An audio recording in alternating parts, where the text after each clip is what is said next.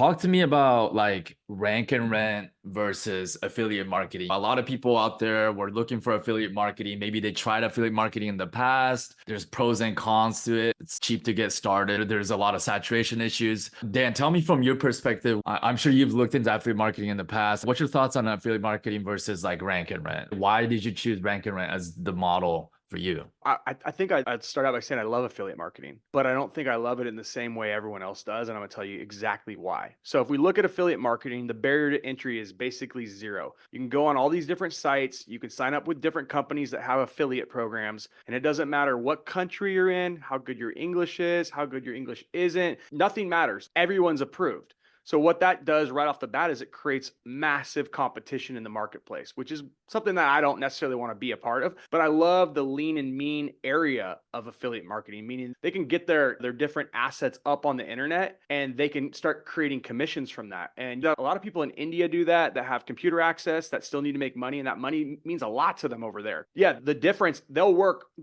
80 hours to get that $100 commission that they might make because that could pay for their entire month in India. And so the way I looked at affiliate marketing was I loved half of it, but I didn't like the other half. I didn't like the competition side, especially as I got started in this thing over a decade ago. I had no technical background, no know-how. And I'm like, why jump into one of the most competitive industries, which is affiliate marketing, because everyone's allowed in, which means there's massive people competing for the same few keywords and different things. And then not to mention, zoom out, you're talking about the whole globe now. So you're like, you have to rank in areas and things, which to me, when I looked at that, I was like, this is outside my league. And number two, I don't want competition like this. And so as I looked at the model, I did love the idea that you could run it from your computer. You could run it from anywhere in the world, but I didn't want the competition and I didn't want to have to deal with all these technical people that could probably smoke me on the internet. And they had more time than me to devote to this because they didn't need to make much money. So local marketing to me is affiliate marketing. The only difference is you're playing in a pond, not the entire freaking ocean,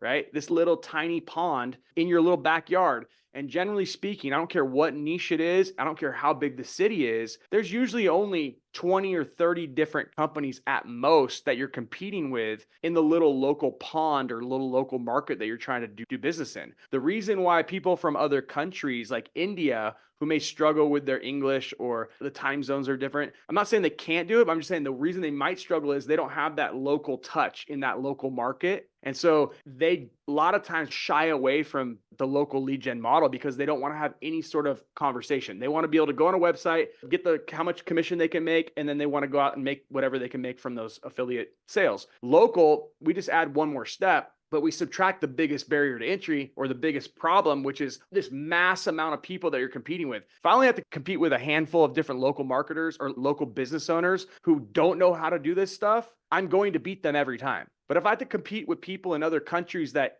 only need to make a couple $100 or a couple $1,000 and will work day and night to make sure that they're in those top spots and the competition is so huge, it just doesn't make sense to me. So local marketing and local lead gen and rank and rent to me is local affiliate marketing. And that's why it's so great if you have the ability to communicate with these local business owners and you're not afraid of that conversation, because once you lock them in on pay per lead, these are affiliate commissions that you're making while you sleep once you've erected your lead gen properties, right? And you've put these phone numbers, all the places we put them. That's sexy because you don't have 10,000 other affiliates trying to take you out every moment you try something new. Does that make sense? Yeah, perfect. Yeah, that makes total sense. All right. Maybe I'll just add a little bit here. If it was 2004, when there was hardly any competition for XYZ really good affiliate offer, maybe affiliate would have been great because there is that lack of barrier to entry of having to talk to a business owner. We're in 2024 and all those affiliate, a lot of those offers, diet or exercise, all those things are so saturated today that we want barrier to entry actually. We want to be in a business model like local lead gen where you have to talk to that business owner. It's going to steer away all the other affiliates out there globally, and we get to only compete with 20 to 30 local companies, which most of them, a lot of them don't have high level internet marketing skills. If you just think about it logically, dude,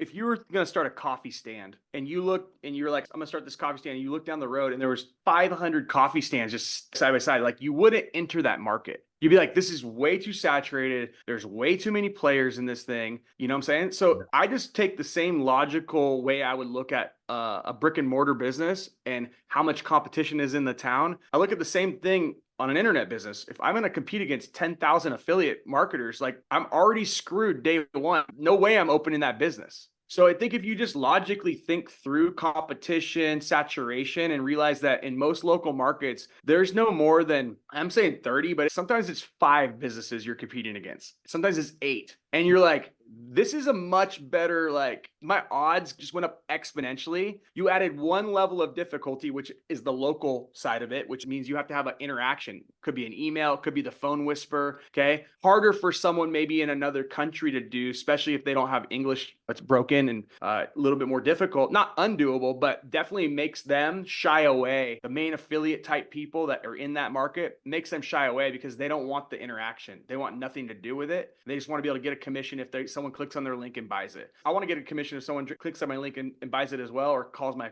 phone. I still want to compete with 10,000 people. Agreed. All right.